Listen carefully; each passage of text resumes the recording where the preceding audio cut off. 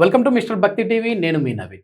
చాలామంది పాద నమస్కారం ఏ విధంగా చేయాలి శాస్త్రబద్ధంగా అనేది చాలామందికి తెలియదు.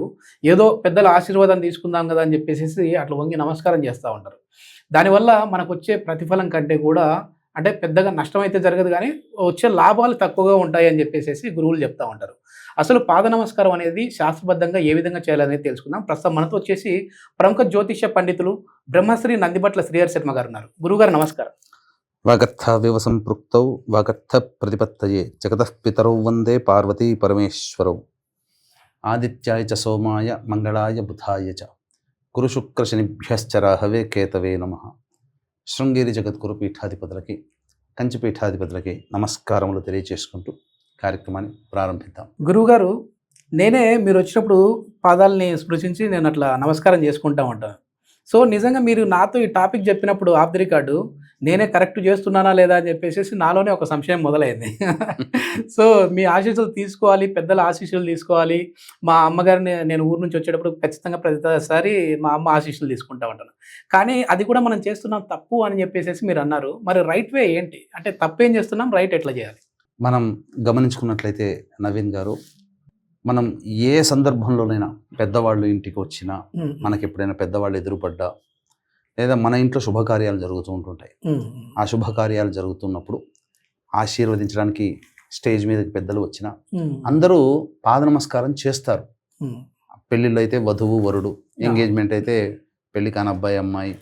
ఇప్పుడు మీరు చెప్తున్నారు అమ్మగారింటికి వచ్చారు, వచ్చినప్పుడు పాద నమస్కారం మనలో భక్తి ప్రేమతో చేస్తాం.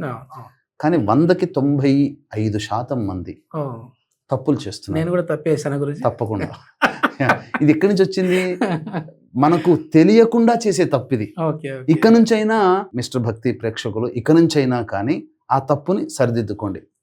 ఎందుకనంటే దీనికి ప్రధానంగా మూల కారణం ఎక్కడొస్తుందంటే నవీన్ గారు, సినిమాల ప్రభావం, సీరియల్స్ ప్రభావం.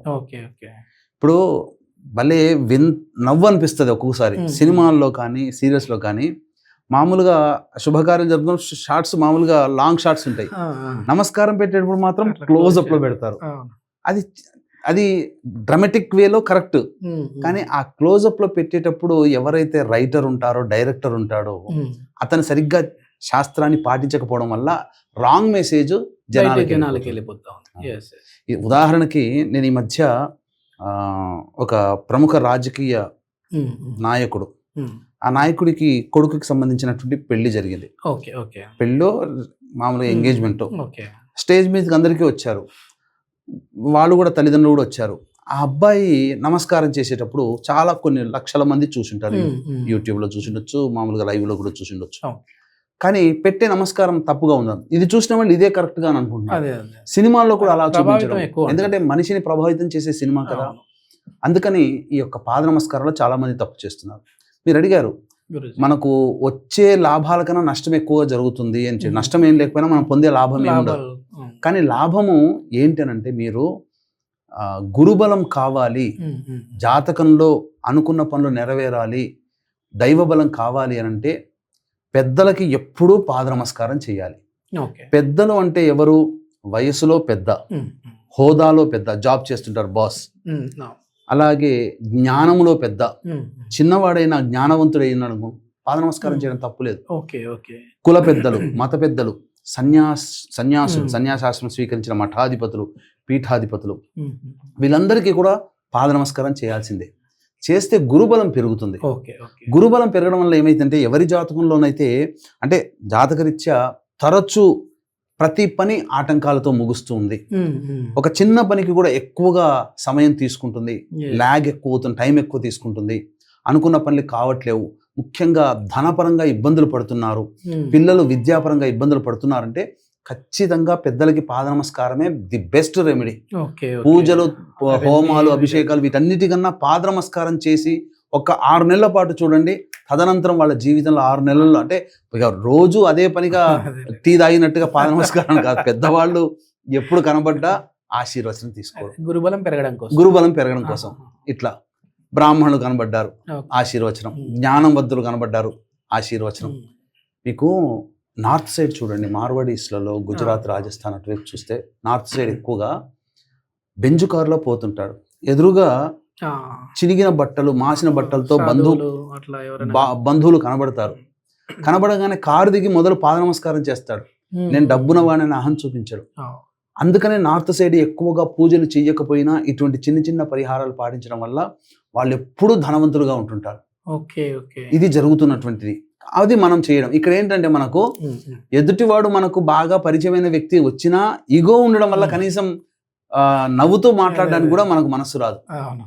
అయితే పాద నమస్కారం ఏం చేస్తున్నారు, ఎలా తప్పు చేస్తున్నారు ఒక్క విషయాన్ని గనక వస్తేనండి, చాలా మంది మనిషి రాగానే 2 చేతులు వాళ్ళ 2 కాళ్ళకి ఎదురుగా పెట్టి నమస్కారం చేస్తున్నాం. ఆపోజిట్ డైరెక్షన్లో అయినప్పుడు ఏమవుతుంది, మన ఎడమ చెయ్యి వాళ్ళ కుడి కాలుకి తాకుతుంది, మన కుడి చెయ్యి వాళ్ళ ఎడమ కాలుకి తాకుతుంది. ఇది తప్పు. యాంటీ డైరెక్షన్ లో వెళుతుంది. దానివల్ల మనలో ఉన్నటువంటి పాజిటివ్ వాళ్ళలోకి వెళ్ళి ఆశీర్వచనం ఇచ్చే వాళ్ళ వెళ్ళిపోతుంది. ఆశీర్వచన బలం మనకు రాదు. అటువంటప్పుడు సరైనటువంటి శాస్త్ర ప్రకారం చెప్పబడినటువంటి ఆశీర్వచనం ఎలా ఉండాలంటే, మన ఎడమ చెయ్యి వాళ్ళ ఎడమ కాలు పాదాలకి, దానిపైన మన కుడి చెయ్యి మన కుడి పాదాలకి పెట్టి నమస్కారం చేసుకోవాలి. ఇప్పుడు మన ఎడమ చెయ్యి ఎదురు వాళ్ళ యొక్క దానిపైన మన కుడి చెయ్యి ఉండాలి. కుడి చెయ్యి మీద ఎడమ చెయ్యి ఉండకూడదు. ఎడమ చెయ్యి మీద కుడి చెయ్యి ఉండి అప్పుడు ఇలా మనం తీసుకొని చేసుకోవాలి. ఉపాసనా పరులు, పీఠాధిపతులు, సన్యాసులు, మఠాధిపతులు వీళ్ళకి పాద నమస్కారం చేయకూడదు. దూరంగానైనా మళ్ళీ ఇలాగే నమస్కారం చేయాలి. తాకాలి. మీరు అన్నారు అమ్మగారికి, మీరు నిజంగా అమ్మగారు చాలా సుఖంగా ఉన్నాయని అని దీవిస్తుంది అన్నప్పుడు ఆ దీవెన బలం మీకు దక్కాలి అని అంటే మీ ఎడమ చెయ్యి అమ్మగారి ఎడమ పాదానికి, మీ కుడి చెయ్యి అమ్మగారి కుడి పాదానికి తాగి నమస్కారం. అప్పుడు రైట్ వే డైరెక్షన్ అన్నమాట. అప్పుడు ఆ యొక్క ఆశీర్వచన బలం కలుగుతుంది. ఆ పాదానికి తగలాలి. అది ఏదన్నా కుడి చెయ్యి మన పైన ఉండాలి. ఈ విధంగా గనక చేసినట్లయితే ఖచ్చితంగా గురుబలం అనేటువంటిది పెరుగుతుంది. తద్వారా వాళ్ళ జీవితంలో ఎన్నో మార్పులు వస్తాయి. ఇప్పుడు నార్త్ సైడ్లో శత్రువు ఇంటికి వచ్చిన పిల్లవాడు కనబడ్డాడు అనుకోండి, ఈ వచ్చిన ఆయన మా నాన్నకి శత్రువు అని చూడడు. ఫస్ట్ తనకన్నా పెద్దవాడు కదా పాద నమస్కారం చేసి అప్పుడు మా నాన్న శత్రువు కదా అని భావనలోకి వస్తాడు. అంత నిబద్ధత ఆ నార్త్ సైడ్ మార్వాడీస్, గుజరాతీ, రాజస్థాన్ వాళ్ళల్లో కనబడుతుంది. ఇప్పుడు సినిమాల్లో అట్లా చూపించి ఇట్లా పెట్టి తప్పది. అది షేక్ హ్యాండ్ కూడా ఇవ్వకూడదు. ఎవరితో పడితే వాళ్ళతో షేక్ హ్యాండ్ ఇవ్వకూడదు.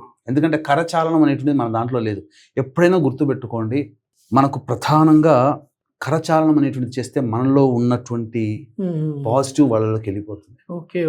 వాళ్ళలో ఉన్న నెగిటివ్ మనలోకి పాస్ అవుతుంది. షేక్ హ్యాండ్ ఇచ్చుకునే పద్ధతి మన సంస్కారం కాదు. అస్సలు సంస్కారం కాదు. హృదయానికి అద్దుకుంటాం, భాయి భాయి అనుకుంటాం. దానివల్ల ఆత్మ ఒకరి ఆత్మ ఒకరికి చేరుతుంది. అంటే ఏంటి, అక్కడ ఆత్మ భావన కలుగుతుంది. ఆలింగనం అనేటువంటి ఉండడం వల్ల హృదయానికి దగ్గర అవుతారు. అలా అది మనకున్నది ఎప్పటి నుంచో ఉంది. పాద నమస్కారం ఉంది, కానీ షేక్ హ్యాండ్ ఇచ్చడం, లేకపోతే కొంతమంది ఏదో మొహమాటానికి ఒక కాలు పెట్టి నమస్కారం చేస్తారు. చాలా తప్పండి అది. ఇట్లా అంటారు, ఇట్లా అంటారు. ఇది ఏదో దేకుతున్నట్టుగా ఉంటుంది తప్ప ఏముండదు. ఇప్పుడు నమస్కారం విషయంలో కూడా గురూజీ, మామూలుగా ఒకప్పుడు ఇట్లా ఏదైనా దేవుడు కనపడ్డా, పెద్దవాళ్ళు కనపడ్డా ఇట్లా అనేవాళ్ళు. ఇప్పుడు ఏంటంటే ఆడ విగ్రహం కనపడింది అనుకోండి, అమ్మవారి విగ్రహం, లేదంటే ఏదైనా టెంపుల్కి వెళ్ళాం ఇట్లా అనుకుంటాం. అది కూడా ఇట్లా ఇట్లా అది వేరే కిరస్తాని మతం కిందకి వెళ్ళిపోతుంది. అది కాదు. అది మనకు ఇట్లా ముద్దు పెట్టుకోవడం, దేవుని ముద్దు పెట్టుకోవడం ఏంటి, అపవిత్రం చేస్తున్నాం కదా. అది ఆ దేవుని ఇట్లా అనడం వల్ల బైక్ లో మనం వెళ్తా ఉంటాము, అక్కడ వచ్చేసేసి గ్రామ దేవతను ఏదో విగ్రహం కనపడింది ఇట్లా అనుకుంటారు. తప్పది. అది తప్ప అంటారు. చాలా తప్పు. నోటి అనేటువంటిది తాగామనంటే అది అపవిత్రమైనట్టే కదా.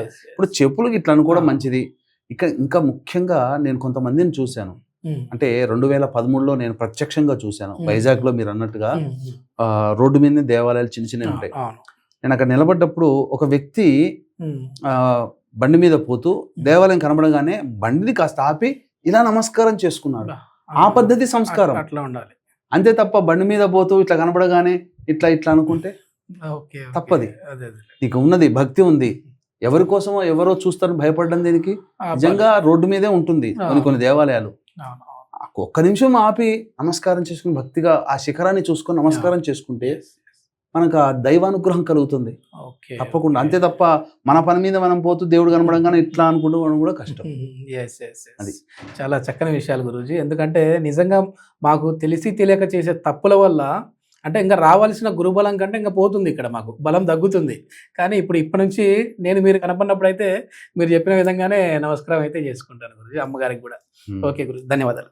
సర్వం శ్రీ ఉమామహేశ్వర పరబ్రహ్మార్పణమస్తు.